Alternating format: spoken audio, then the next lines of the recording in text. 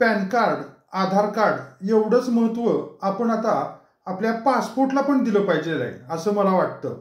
जसं 18 वर्ष पूर्ण झाल्यावरती आपण ड्रायव्हिंग लायसन काढतो, त्याच प्रकारे त्याच वेळेस आपण आपला पासपोर्ट देखील काढून घ्यावा. भले तुमची परदेशात नोकरीला जाण्याची इच्छा असो अथवा नसो.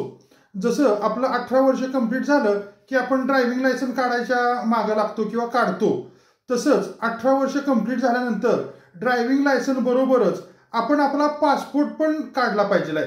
ही काळाची गरज आहे. आता आम्ही बघतो बरेच वेळा एकदम 11th आवरला काही जण येतात आणि पासपोर्ट पाहिजे काढायचं म्हणतात. बऱ्याच जणांचा निघतो पण, होतो पण, मिळतो पण, वेळेत मिळतो.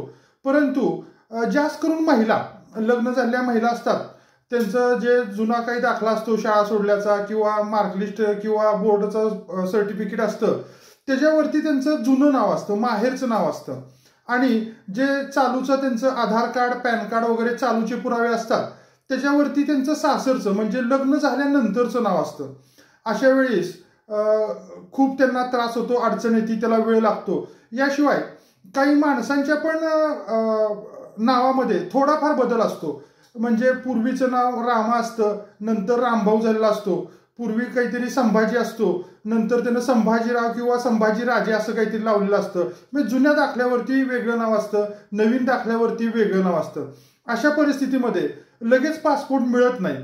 त्यासाठी काही प्रोसिजर असतात, त्या आपण नंतर पुढे व्हिडिओमध्ये बघूया, त्या फॉलो कराव्या लागतात. परंतु माझं असं मत आहे किंवा माझं असं सांगणं आहे की जसं काही आपलं ड्रायव्हिंग लायसन्स ज्यावेळेस आपण काढतो त्यावेळेस आपण आपला पासपोर्ट देखील काढून ठेवावा.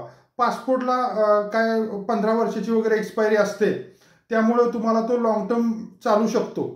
एवढंच या व्हिडिओमध्ये सांगायचं होतं. धन्यवाद.